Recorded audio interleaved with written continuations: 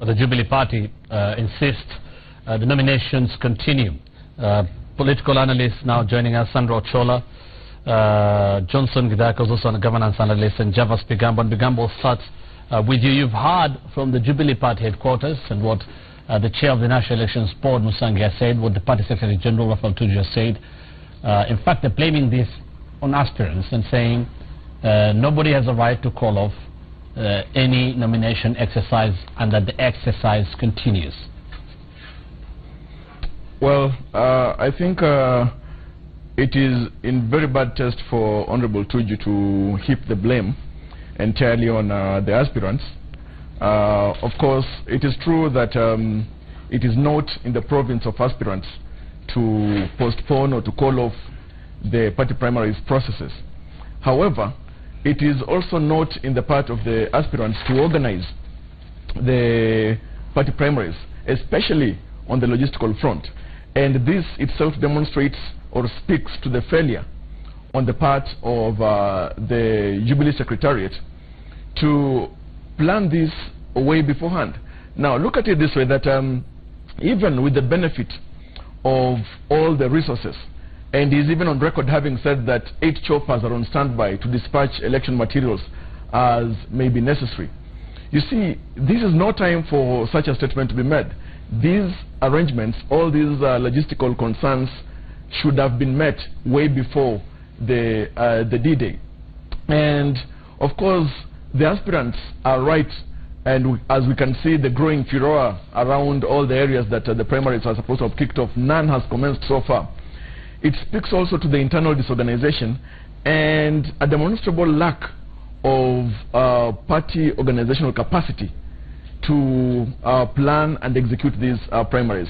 In fact, it also speaks to the lack of preparedness, and it also means that it's possible the Secretariat may have undermined how overwhelming this exercise was going to be. And so I think it's blame on the Secretariat and even the Secretary General himself. Sandra? I think it's a very confusing turn of events, given that Jubilee has worked so hard over the past months to set itself apart from the other parties and to show that it's keen on delivering a free and fair nomination process.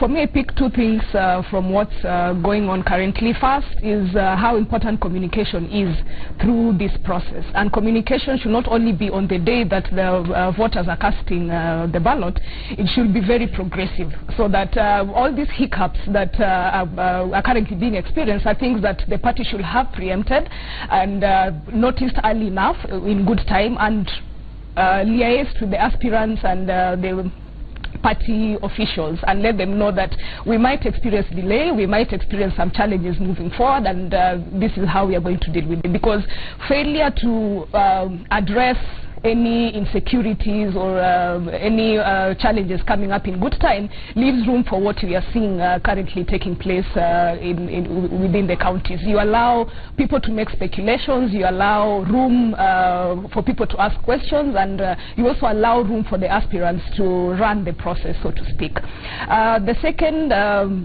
issue for me is managing expectations. You saw all through, for the past month or 2, Jubilee produced lists, and it produced a code of ethics, and it was all over the media, stating that this is a process that they are going to run in an error-free environment. The problem now comes in when just like Tuju has said, you encounter problems, you encounter hiccups along the way, and after you'd already hyped the process so much, it's hard for you to go back on your word. So I think for those 2, communication is very, very important, and managing expectations through the process to ensure that you are not leaving room for speculation, and you're not leaving room for people to question the whole process. Thank you, Hussein. 2 things. I want to commend Tuju for using one word, which we hardly hear in the political space: apologize.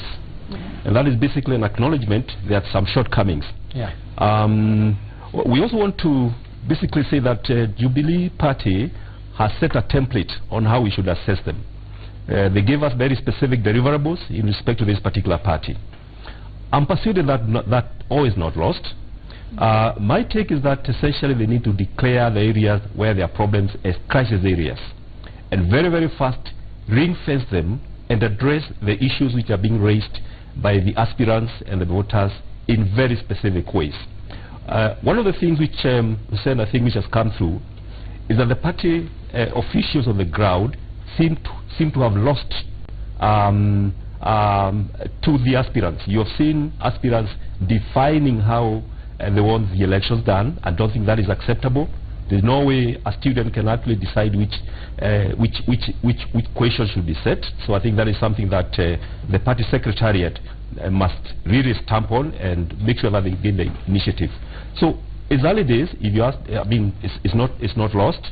Overwhelmingly, I think they have logistical problems. They are not unsurmountable in my own view. They can actually get it.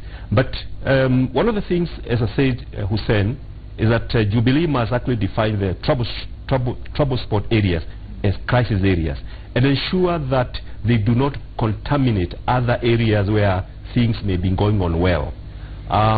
They've talked very well, but in PR we say you just don't communicate, you take action.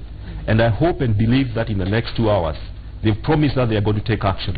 That they'll be able to come to us and tell us these are the specific action that they've taken, and they have addressed the concerns that have been raised in the trouble spot areas that we have seen.